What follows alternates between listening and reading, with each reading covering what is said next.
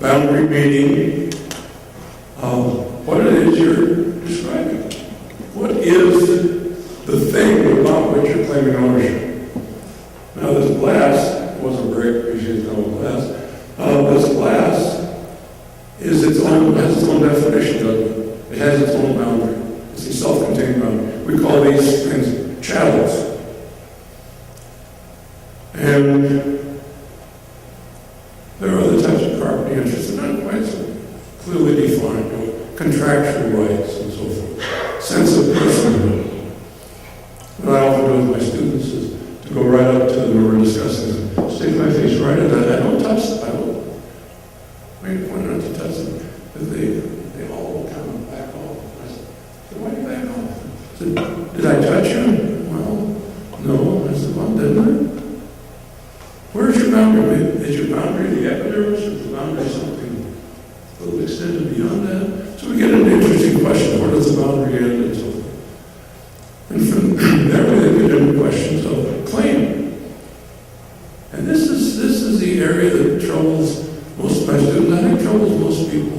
To make a claim to the ownership of something is essentially to make a claim to be worthy of being the exclusive decision maker over your own life. And that troubles people. Why does it trouble people? Because we spent so many years being conditioned in the other point of view. We end up in schools and churches and watch the media and everything else. Our employers insist upon this. The entire institutional order. I think when we get down to trying to identify the problems that we have in our world in terms of what we think of as statism and tyranny and so forth, really involves the entire institutional order. Any time you see a big institutional cause, the war on drugs, the war on terror, whatever it is, do you ever see any institution, I'm talking about an organization that's an end in itself, do you ever see any institution ever taking the side of individual liberty? No. I don't either. This is the hardest one for my students to get into. To even question, are you worthy of being a self-owning person? Meaning, as a self-owning person, you have the exclusive right to exercise complete control over your life. Which includes, are you ready for this? Includes the freedom to destroy yourself if you want to.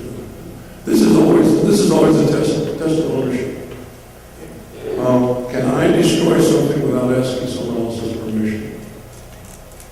If I have to get someone else's permission to destroy something I own, then we know who the owner is. I've seen little kids do this. And they recognize right away, well, someone else is having that final decision making. My youngest daughter was chaperoning at a Christmas party one year. There's some little kids, this is when she was in college, and these kids were probably 2 or 3 years of age, the ones that she saw. There was one little boy who brought a box of his toys to the party, and he was sitting at his father's feet playing with his toys. And a little girl, who my daughter said was probably about 6 months younger than the little boy, came waddling over the way little kids do and sat down and wanted to start playing with his toys. And the little boy grabbed all the toys and said, "No, mine." And the father, I'd really like to meet this guy. Every once in a while you see someone that really does the right thing. The father did and said the very appropriate thing to his son. He said, "You're absolutely right. Those are your toys, and you don't have to share them with this girl if you don't want to. It's your decision." And so at this point, the little girl got up and wandered over to the other side of the room. And my daughter noticed that a minute or two later, this little boy packed up all of his toys, put them back in the box, walked over to the other side of the room where the little girl was, and sat down in front of her and got all the toys out and they started playing together. Now, I'm not going to be presumptuous enough to tell you what was going on inside this kid's head, but I have a strong suspicion that he knew that once his claim of ownership was going to be respected is going to be respected by Big Daddy. He didn't have anything to worry about. He didn't have any loss to fear in terms of his toys. He was going to go home with all the toys that he brought there. His dad would support him on that. You know, and we've given that up, haven't we? And many of us have been raised in it where we've raised our own kids in the silly notion. It's more than silly, but I'll make time for you. Any of you participants in this. The practice is saying, well, Johnny, Billy from next door, Billy really likes your bicycle. He doesn't have a bicycle. You let him play with it. And Johnny said, well, no, I don't want to. No, don't be selfish. No. Don't be selfish. Billy would like to ride your bicycle too. Well, right away, Johnny has figured it out. The bicycle is owned by Mommy. It's her bicycle. She's deciding who's going to ride it and who isn't. Right? So if you ever get yourself in a dilemma, you got 2 or 3 kids, you're going to get them a toy or a bicycle or something. It doesn't mean you have to get each one of a bicycle. But you work out some system or have the kids involved work out some system for deciding who's going to control it on such and such a time or whatever. You understand well? And oftentimes the kids will work out some really intelligent decision. I'll do it on even number days, you do it on odd number days, or whatever. I remember when Mark was going back to Boston, I think it was, and you're going to take one of your kids with you, and you say, well, which one am I going to take? Well, how do we decide this? Well, why don't we let the kids decide? The kids went into the room and came out a few minutes later and said, your oldest son. They decided. Because otherwise, if Mark had just decided, the other 2 might feel hurt, like, well, why would he take me? Let them work it out. And the final element for property ownership is the element of control. And this is where the issue really becomes interesting. Because in my point of view, whoever exercises decision-making control over something is the owner. I don't care whether there's a slip of paper that says you are the owner, or a certificate of title. You can have a certificate of title and parchment with an old seal at the bottom with red and blue ribbons and all that sort of stuff. But if somebody else is exercising decision-making over that, they're the owner, not you. You see this, one of the areas you see clearly is in the suicide issue. If if a claim to ownership is at least described in terms of who has the right to destroy the property, if they want to. What about someone who wants to commit suicide? And whenever you see that issue raised, the legal system, the political system, the churches, the media, everybody and their goddamn uncle gets involved in, no, you can't do that. And so when somebody, let's say, is dying of some really painful disease, they just want to put an end to it. They say, I've had enough. No, you got to go get a judge to say it's all right. Well, you just found out who owns you. It's the judge. And don't fall for any of the nonsense. Well, the judge is interested in the sanctity of preserving life and all that. No, he isn't. As soon as he's through dealing with you, he'll probably sentence some other guy to the gas chamber. Like the people that I want to abuse the people who say, no, I'm pro-life. Yeah? How are you on boards and capital punishment? Oh, you gotta have boards and capital punishment. You gotta be, then you're not pro-life. Same with the people who say, I'm pro-choice. That sounds good. What about my choice to how I want to spend my money? Whether I want to carry a gun or whatever. Oh, well, no, I can't have that. So I've discovered pro-choice people aren't pro-choice, pro-life people aren't pro-life, and both of them are completely inconsistent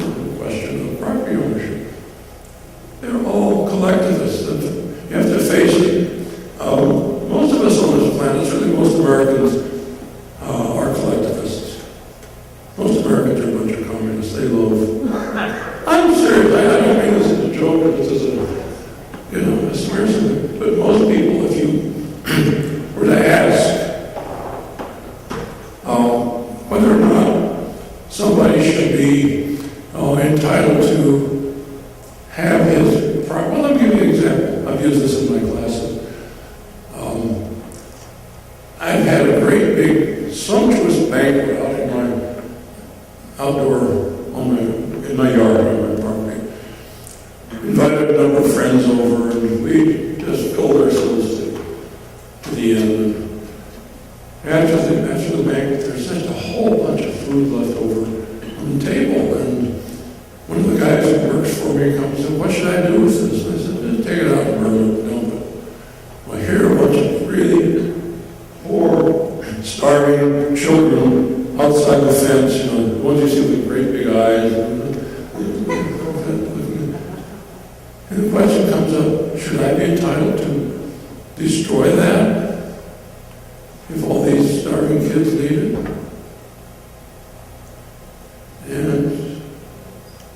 And most people are going to say, well, no, you should be forced to do it. Yeah, okay, Marx, you've given us your predilection, but it is. It's a basic collectivist mentality. Does that mean he should do that? Of course not.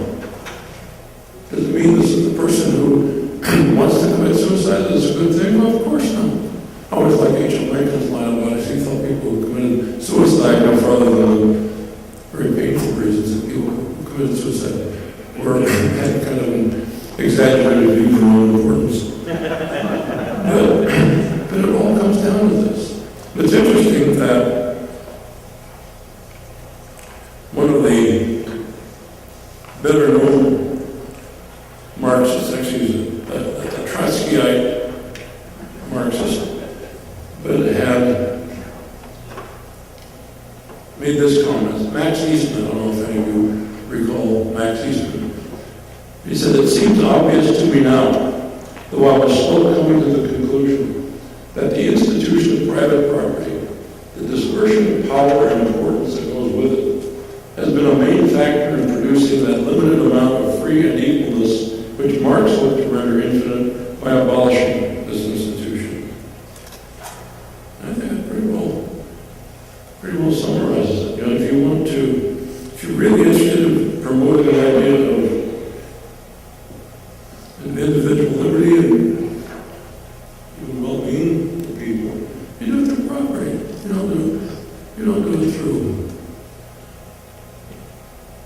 political systems that always just end up collectivizing property in the hands of state officials. People often tell you, well, property rights aren't absolute. Of course they are. Property rights are absolute. Somebody, through whatever means, is going to make a decision as to what to be done with this. I have a hamburger in front of me at the dinner table. Either I'm going to get to decide what to do with that hamburger, such as perhaps by eating it, or somebody else is. Somebody else is going to have that absolute right to destroy something. It's just the nature of it. It's not something we made up as human beings. In fact, it's really something that other species of life embrace. Robert Ardrey, Conrad Lorenz, and a number of others have done a good deal of research and writing on the question of how property and territory are essential, are just an integral part of the life being of any of these other life forms. Fish, birds, mammals, plants. There are trees that will emit poisons that will prevent any